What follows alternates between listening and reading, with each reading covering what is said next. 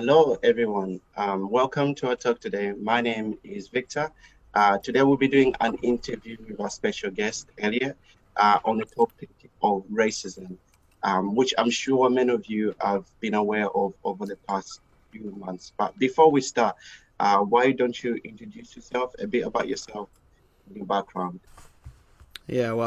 Thank you, Victor, and thank you, Coventry CU, for the invitation. Um, so my name is Elliot Hyliger. I'm a UCCF staff worker. What that means is I spend my time helping students ask and answer some of the biggest questions in life. Questions like who are we? Questions like how do we actually flourish in life? And questions like the question we're asking today, like what about race? How do we how do we navigate life when I suppose being judged on the color of my skin, Victor's skin, is a real issue. How do we do that? I love my job. I get to kind of hang out with students. Well, I used to. Now it's a lot on Zoom, but that's fine. I kind of like that too.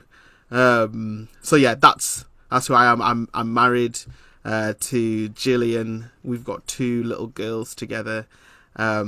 Remy is 1 and Eliza is 3.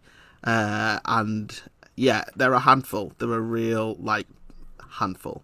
But like that's what you sign up for, I guess. I didn't know, but yeah, there we are. And here's a random question. What came first, Mm. the chicken or the egg?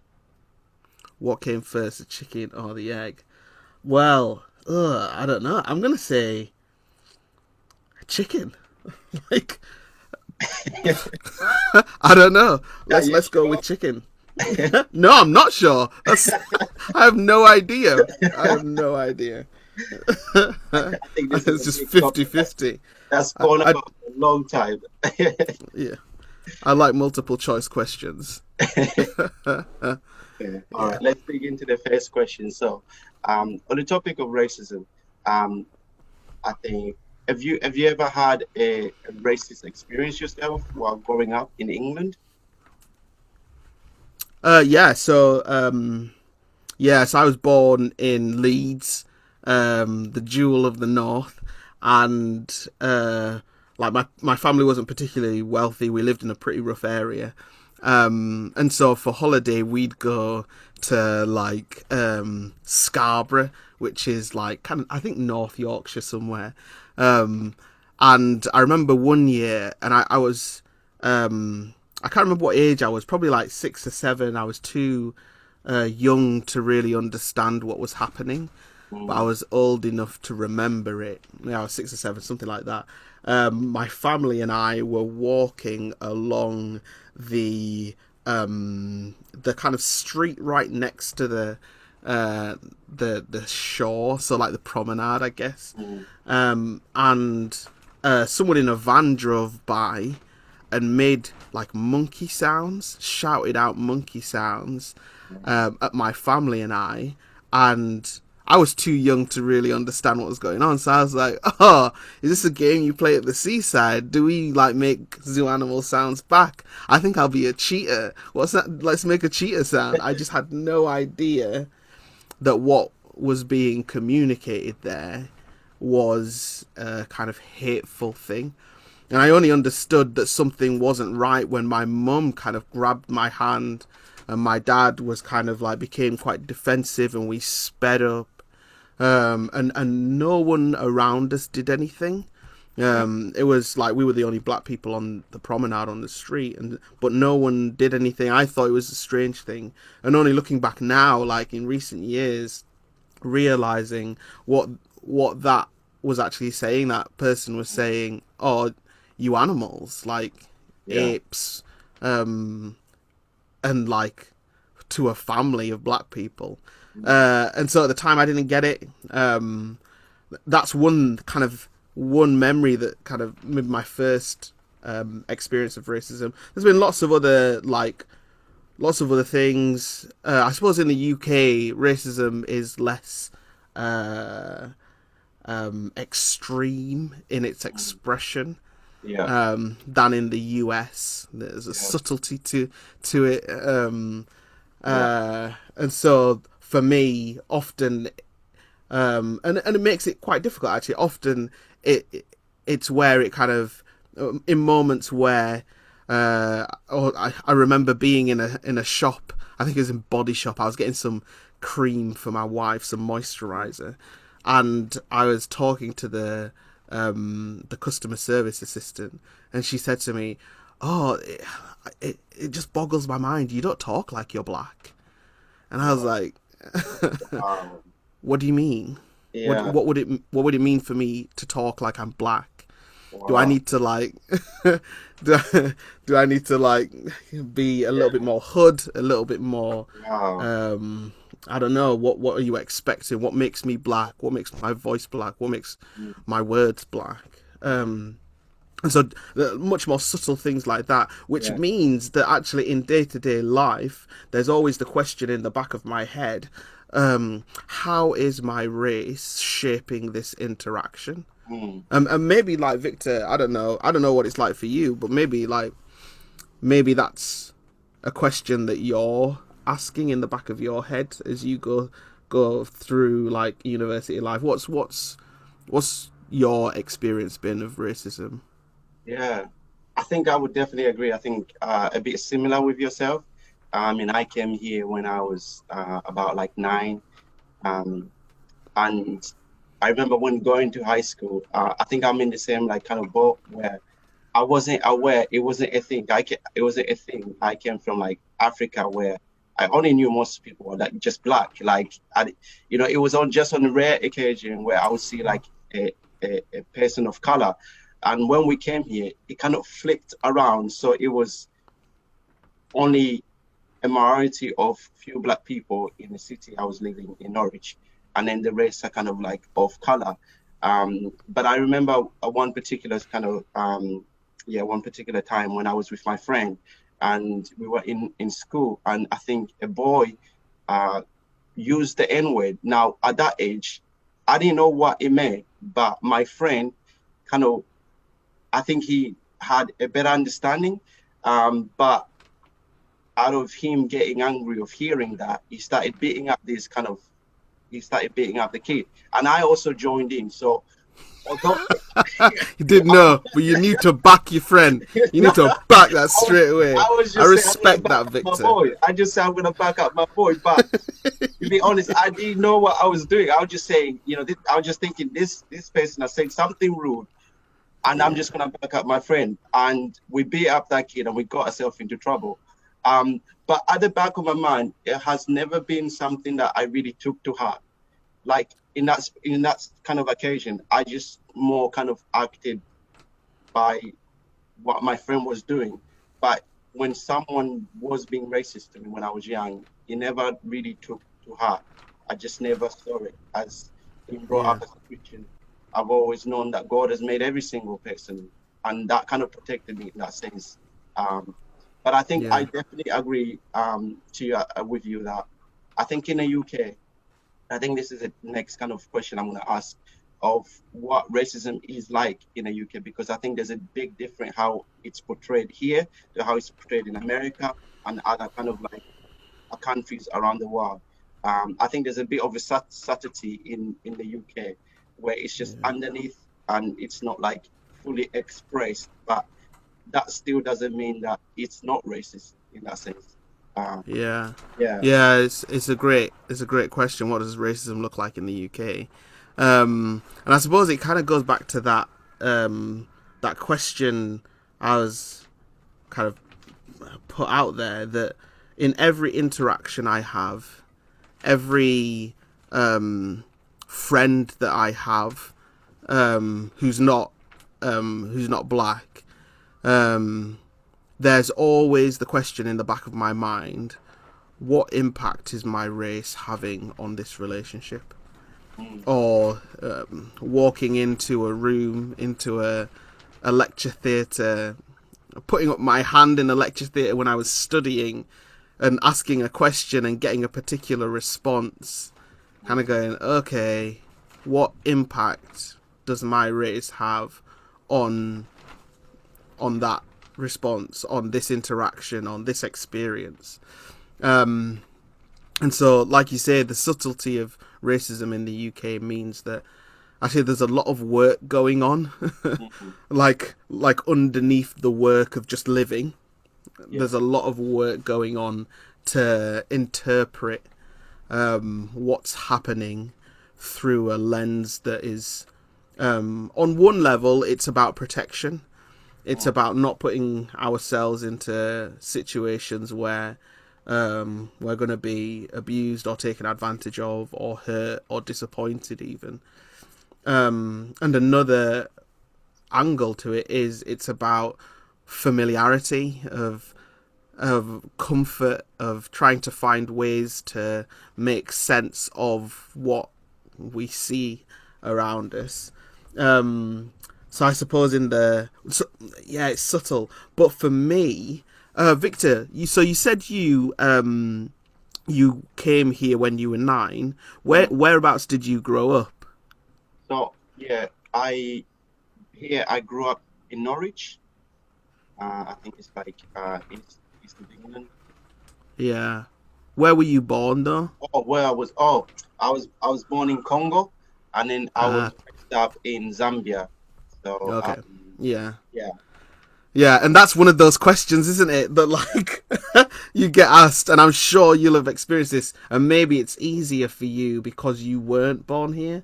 But it's when I'm kind of like, I don't know, at a party somewhere, and maybe I'm like speaking to some, or even like go around to someone's house and speaking to their parents, and they're like, "Oh, so where are you from?" And I say, "Oh, Leeds, West Yorkshire," and they're like, "No, but where are you from? Like where you from?"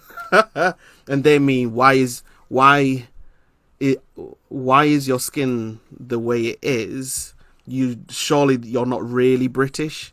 And for me, a few years back, my wife and I spent a year living in Kenya. And she's a doctor. She was working in a like a really rural hospital. So we lived in a like really small town in just like south of Mount Kenya, 2 hours north of Nairobi. And so she's white. So when we were in Kenya, she was an extreme minority in rural Kenya as well. So some of these children were looking at her like she was an alien, like she was just like eating other children's heads or something. They were like, "Oh, what is that? And why does it look that way?" And so she suddenly became the minority, and I suddenly just blended in. Like that question of what role does my race play in this interaction, in this relationship, was gone.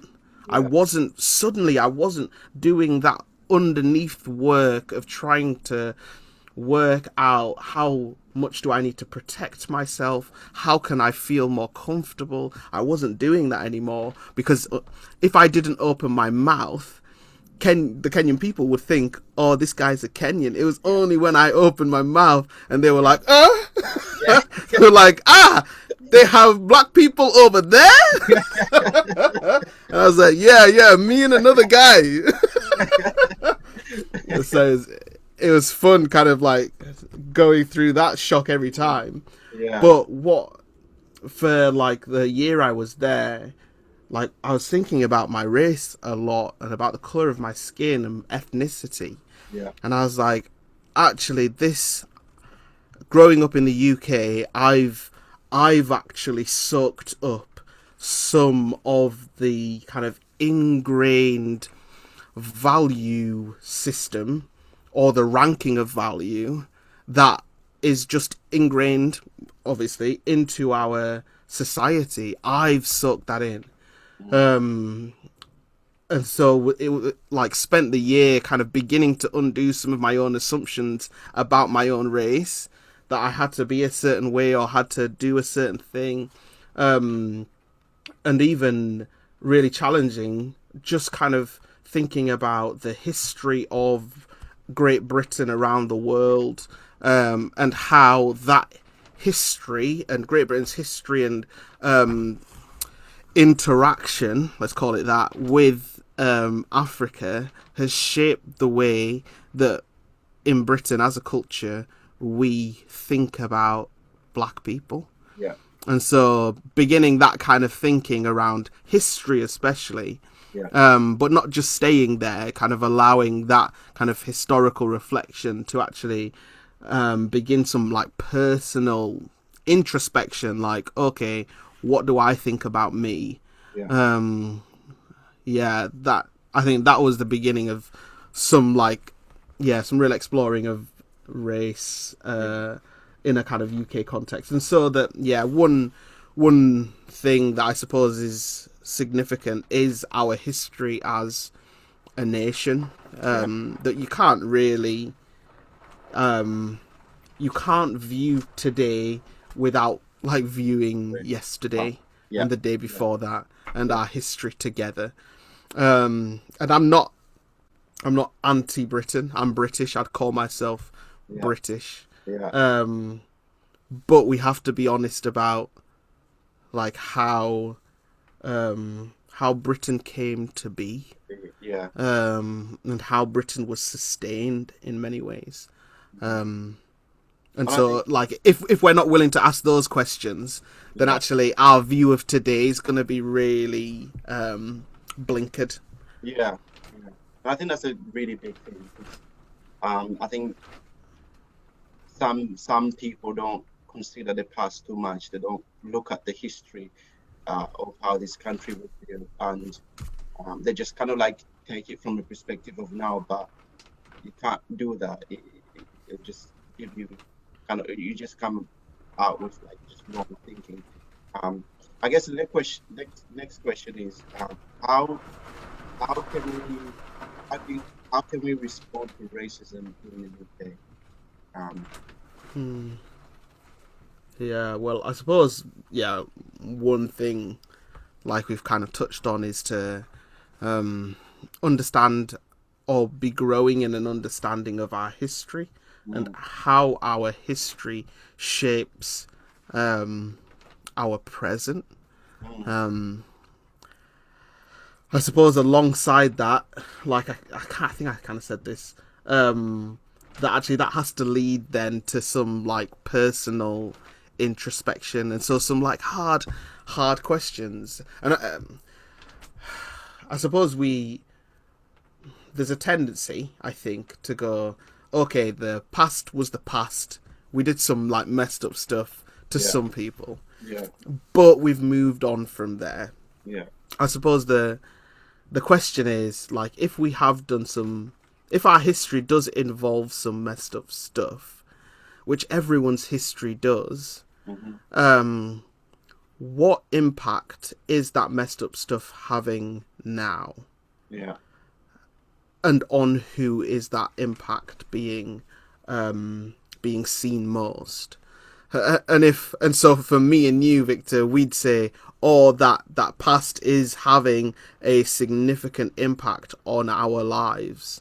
Like, it's some of that stuff is still ingrained in the way that we experience life. And actually, for someone who doesn't experience life from our position, having skin, our colour, being our kind of ethnicities, then actually they're not going to be able to see that. And so I think that there comes a point at which actually we have to have a conversation, and that's what one of the few good things to come out of the really hard racial tensions over the summer. One of the few good things has been the start of a renewed conversation into actually are we over this race thing? Are we over racism? And black people generally say no. And so, like, how do we address that? And I think one of the things is to have these kinds of conversations, to be willing to include our like white friends and our white brothers and sisters, our white aunties and uncles in those conversations, with a sense of openness. Yeah. And for me and you, that's really hard because we've those conversations are always connected to trauma. Yeah. Like if I speak to someone and they say to me, "Oh, there's no such thing as racism," like I say, "Oh, when did it stop?" Yeah. Because when I was 6, some guy shouted monkey sounds at me and my family. Yeah. So it was still happening then. So when did it stop? And so there's all kinds of trauma that's for us intertwined in that conversation. And so when people are really blunt and put forward their point, who perhaps disagree with our reading of race in the UK, then actually it can be really hurtful. And so we have to go into those conversations carefully. We can't be too quick to engage. But at the same time, we have to try and look for progress in the conversation. And so I think it's historical, looking back at history. It's relational, speaking to one another, being careful to guard ourselves, not to kind of constantly be opening wounds, but to be careful because this stuff really hurts. It's trauma, but to be willing to become vulnerable to help others. I think that's part of it. And then I think, like, personally, we have to be willing to examine our own, like, hearts and minds. Yeah. I mean, when I was kind of thinking through, like, when I was living in Kenya for a while, I was just like, okay, I need to understand what, like, racism means. And there's, like, loads of different definitions of what racism is if you want to try and boil it down into a sentence. One that I found really helpful from a British author is racism is prejudice plus power. And so prejudice or bias, a kind of, and a prejudice that is self-preferential, that in itself, bias and self-preference, is universal. And that's where I think for us black people as well, we have to do the work of going, actually, I probably prefer myself in a whole host of ways. As a man, I probably prefer myself. And so, like, I'm going to, if I'm going to kind of write something or build, like I studied architecture, if I'm building a building, by default, I'm going to make it just a space that just fits me because I'm self-preferential. So we only need this amount of toilets. And then suddenly over the, like, 80s and 90s, and now into kind of 21st century, we're kind of going, oh, actually, we can't let, just because architecture is dominated by men, we can't let, like, buildings continue a self-preference for men. And so that's one example of kind of self-preference. But actually, when it comes to race, that self-preference is universal. And so where that definition would then kind of make racism something different than just self-preference is that self-preference that becomes like racism, and in a way structural racism, is where it's combined with power. And so prejudice that has the ability to shape someone's life. And so if my self-preference has the ability to shape your life, then that becomes an us problem, not just a me problem. And so I think we have to examine what we think racism is. And I'm not saying that that's like the be-all and end-all definition of racism or structural racism. But I'm saying we have to have the conversation about what we mean when we say racist or racism. I think often it seems more of an insult to be called a racist than it is to actually receive racism. And so we have to kind of get to grips with what do we actually mean, and how bad is it? Like, how bad is it when someone is prefers themselves and then shapes their world around them to like make their life easier. Part of the part of the Christian message and the Christian story, which was actually what kind of spoke to me a lot, is its diagnosis of the problem within each of us. It kind of says that we're all self preferers in that sense, on a horizontal sense, but also on a vertical sense. Like we'd much prefer ourselves over God, and we'd much prefer ourselves over our fellow human being. And you see that played out in history, where people from one place go to another place, and they say, actually, we have to protect us, and therefore we're willing to view others, them, in ways that demean, that erode another's dignity, so that they can actually do things that we look back at now and call horrendous, and were horrendous at the time. And so self-preference, I think, is right at the heart of racism, and I think that's something that we have to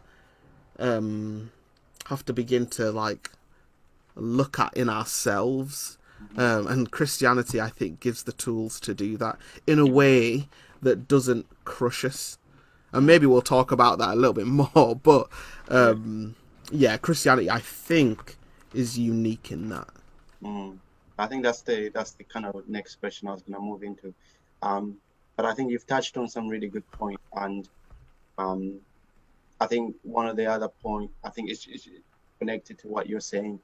When we talk about the topic of racism, I think I don't think it's necessary to do with racism itself, but there's a bigger question to each person that is to do with the heart issue on how we view people, kind of having our own preferences and things like that.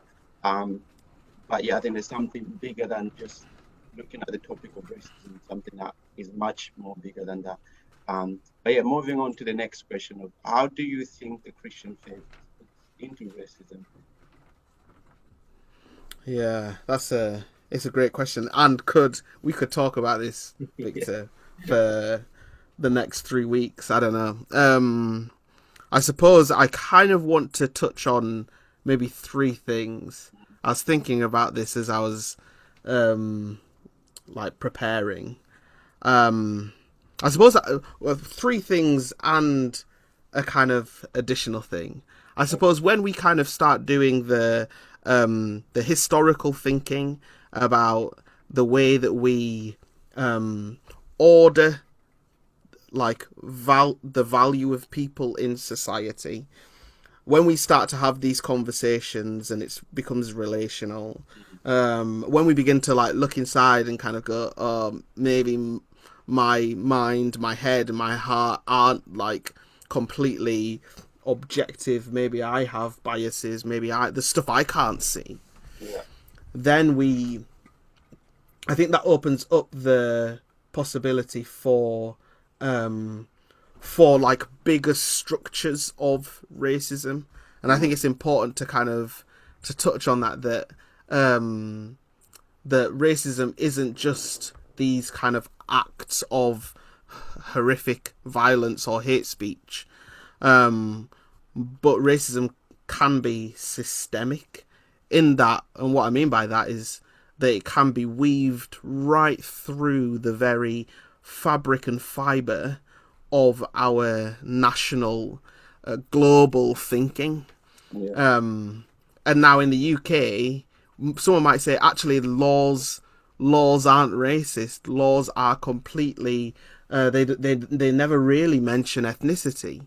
And thankfully, that's true, but hasn't always been true, but it is true today, thankfully. But at the same time, laws are always applied with a level of discretion. There's always some human being, whether that be a judge or a group of jurors, there's always a way in which human discretion has to be made on a case-by-case basis. Yeah. And in terms of law, if there is a kind of widespread bias in our society that is a self-preference, then actually that it does have a root into the systems, even laws that aren't specific about ethnicity. That because discretion is needed in those things, there can be ways for even the most stringent of legal frameworks to be used in ways that aren't fair, that aren't just all the time. And so it's really not a simple like black and white question in terms of like how do we get at racism in the UK. So I've kind of gone back to that first question, but I think that does then touch on, like you were saying, the bigger question of like what's wrong with us? Yeah. Why do we do this to one another? Why do we prefer ourselves to such an extent that we'd be willing to crush others? And so I think my three categories that I think the Christian faith speaks wonderfully into racism and the bigger question of like self-preference and what we're willing to do based on that. Three things. I think the first is the Christian teaching, and it is, I think, a fairly unique Christian teaching that every single human being was made in the image of God, so is like infinitely valuable and to be treated with equal dignity and honor and like gentleness as any other human being. The rich aren't better than the poor, white aren't better than black aren't better than white, they aren't better than the others, we're not better than them. However you divide up human beings based on the Christian teaching, what you cannot do is edit the value of those human beings. Historically, where racism and slavery have been practiced by Christian countries or Christian places, Christian people, they've had to do damage to that. They've actually had to work their way around it. They've had to say, well, actually, that group over there, they're 3/5 human beings. Yeah. They're not really human beings. Because they saw just how clear it was in the Christian teaching that every single human being was infinitely valuable and of the exact same worth and dignity as any other human being. So that would be the first point, that's a Christian teaching. It's like foundational to the Christian view of the world. Another foundation of the Christian view of the world is the idea of justice. And what justice, I suppose, in a Christian view would mean is that God desires that all people flourish in life, and that's not that's a non-negotiable. Yeah. And so when God chose a people and they became his people, they were to bring like hope and life and thriving, flourishing society, not just to their own people, but they were to be in a sense do justice to those around them. They were to be spreaders of that kind of life.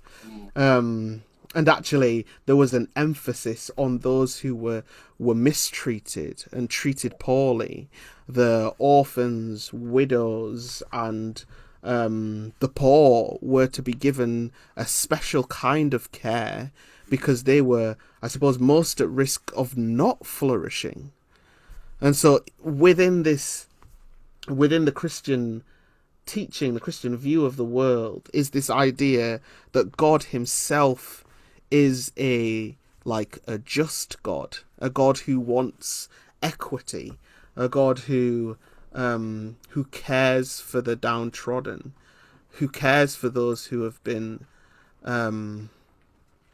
oppressed, and that's something significant that that those then who follow God, who like the whole self-preference, the vertical self-preference, who go, actually, God is the one who's in charge. I have to live for Him now.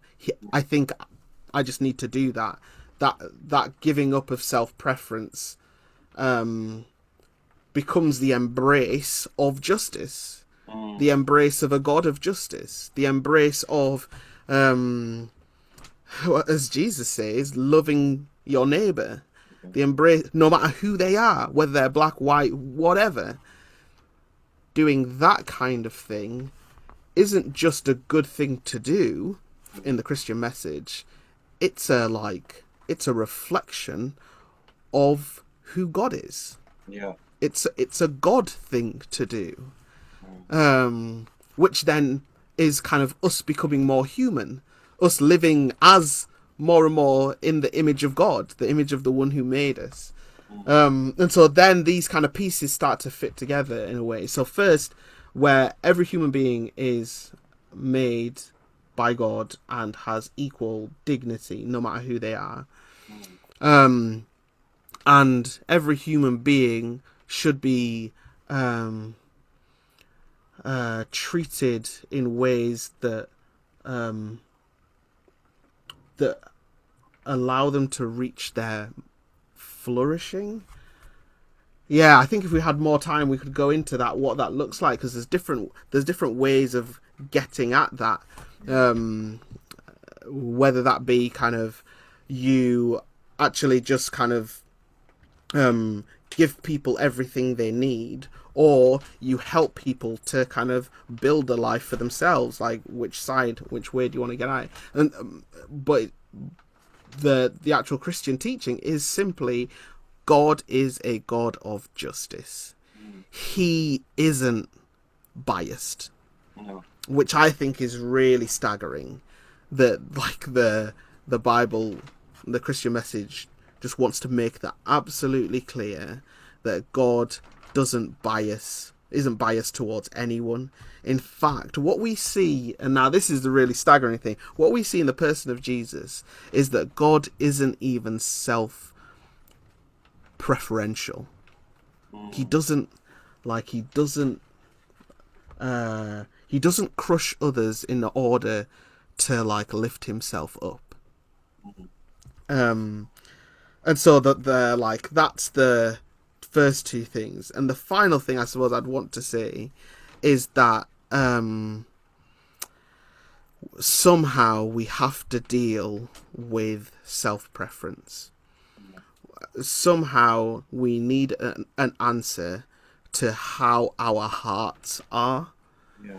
And one of the most beautiful stories, I think, in the this ancient accounts of Jesus' life, a biography by a guy called Mark, he kind of records this story of two of Jesus' disciples coming up to him one day. They kind of sneak away from the rest of the disciples. These are Jesus' students. They sneak away from the pack and like corner him in a way and say, "Hey Jesus, when everything kicks off and you become like this warrior king and you kind of crush everyone, we want to be your second in commands." And he's like, "You don't know what you're asking." You like, have you really been listening? And some of the most beautiful words in scripture, he he stops that kind of that moment of them kind of going like, would we want this, we want it for ourselves, and we just don't know whether that's them trying to protect themselves or like gaining, but whatever it is, I see that in me. Whatever it is that they want, I see that in me, that self-preference. And Jesus says, actually, let's just break open this moment. And so he kind of calls over the rest of the disciples. This is getting really awkward. And they're furious. They're absolutely furious. And he says to them, he says a lot of things in that moment, but one of the things he says to them is, if you want to be first in my kingdom, you have to be last. Mm. And if you want to be the greatest, you have to be the least. Mm. And then he talks about himself. He says, for like, I'm the Son of Man, and it's a title given to like God himself, this kind of rescuer, this Messiah. I'm more than you are. And look at me, I've come down to you. And not only have I come down to you, but I'm going to give my life up as a ransom for you. So there's this huge kind of upside down thing going on where Jesus just goes, actually, I'm so in opposition to self-preference that I'm going to fully embrace self-sacrifice. And if we get what that means, I think that's the key to undoing our broken hearts. And I think what I mean by if we get what that means is, if we recognize that we need that help from Jesus, we need our hearts turning upside down because we prefer ourselves. We've preferred ourselves to God. I think we all know that. That's like easy. Like we don't really care. We live in his world as if he's not even there. But actually, when it comes to our fellow human beings, I think racism, sexism, whatever ism, xenophobia, all those kind of different things, even the way we treat one another, we don't even meet our own standards, let alone God's. Like, we prefer ourselves. Yeah. And Jesus says, actually, here's what I'll do. I'll step down. I'll stand right next to you. I'll be close enough for you to touch. And I'll live a perfect life. I won't prefer myself. And the absolute peak of that life of his will be his giving himself for us. Him taking the punishment that we deserved for our self-preference. Not just our self-preference against others, but our self-preference against God. Telling him to go do one. Like, that whatever we deserve for that, he takes it. He gives his life instead of ours. And he gives us his perfect life. Yeah. And so there's the, like, that's where suddenly we can look around and see that we're no better than anyone else. Yeah. Like, I'm no better than the most racist person in the world. Because in my heart, I prefer myself. I have like an infinite capacity for self-preference. And so we can look around with humility and say, actually, because of what Jesus has done for me, I now recognize that we all need help. We all need to have our hearts changed and our minds changed. And we work towards that, and we work towards justice. It opens up in a whole new way of life that includes like our active pursuit of the downfall of oppressors. Yeah. We want that. Mm-hmm. But actually, what Jesus' kind of humility means is that we don't replace one oppressor with another. Like, if we were to just knock down oppressors and then take their place without doing any work on our hearts, then actually we'd just be replacing oppressor with a different kind of oppressor. Yeah. But actually, what the potential we have in Jesus, what his offer is take down oppressors, make the world a just place, or at least move towards it. Have the future of heaven and the new creation break in now. That's something I'd love to talk about more, but can't. Not. We're running out of time. Break down oppressors, but then don't become an oppressor yourself.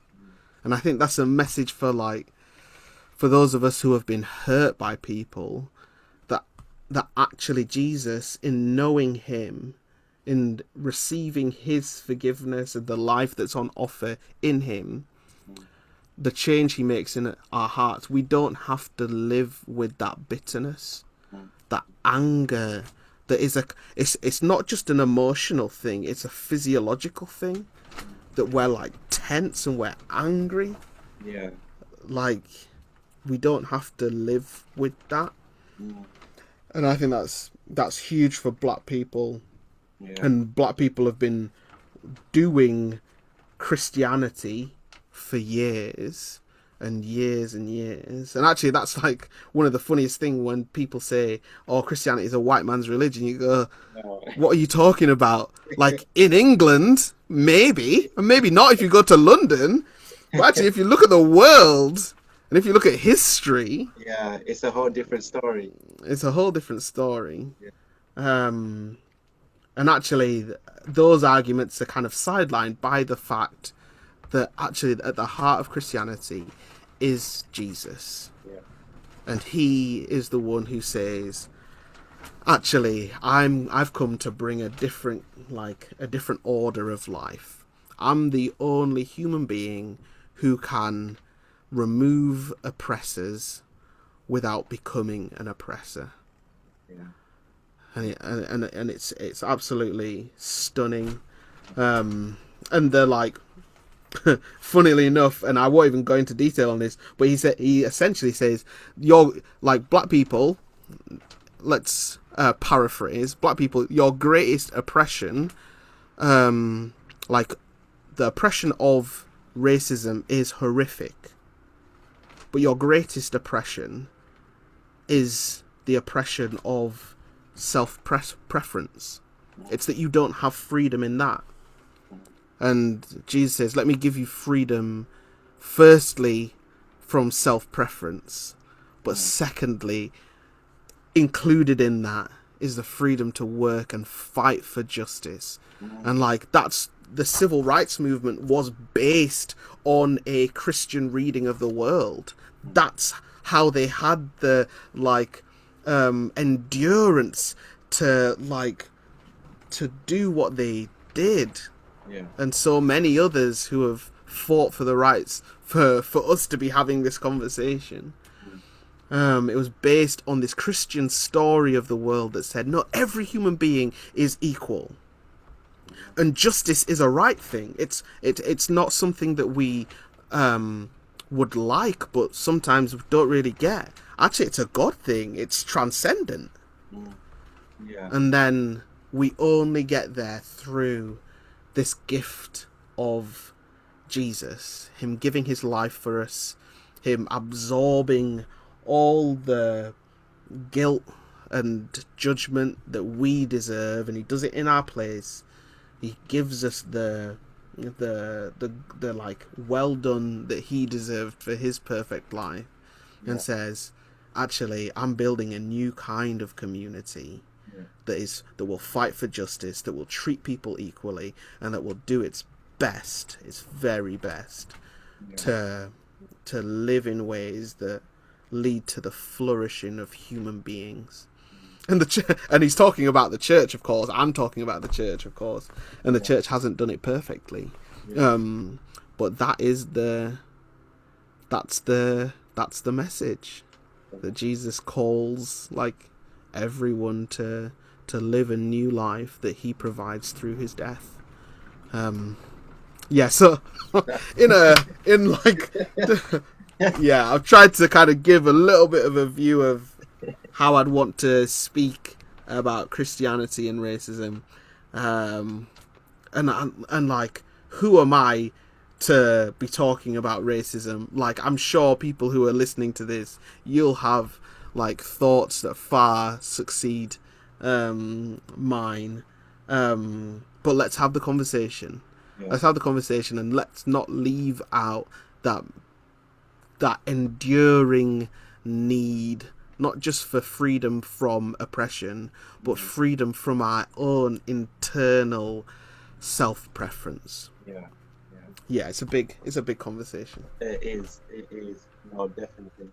But thank you so much. It's been. I mean, we could go on this, as you Yeah, think. We could go on. But thank you so yeah. much, Elliot, for doing this with us. It's been an absolute pleasure. Thank you. Um, so we've come to an end. Thank you for joining us. If you would like to know a bit more about our Christian beliefs on this particular subject, or just in general, please get in contact with us. But for now, goodbye.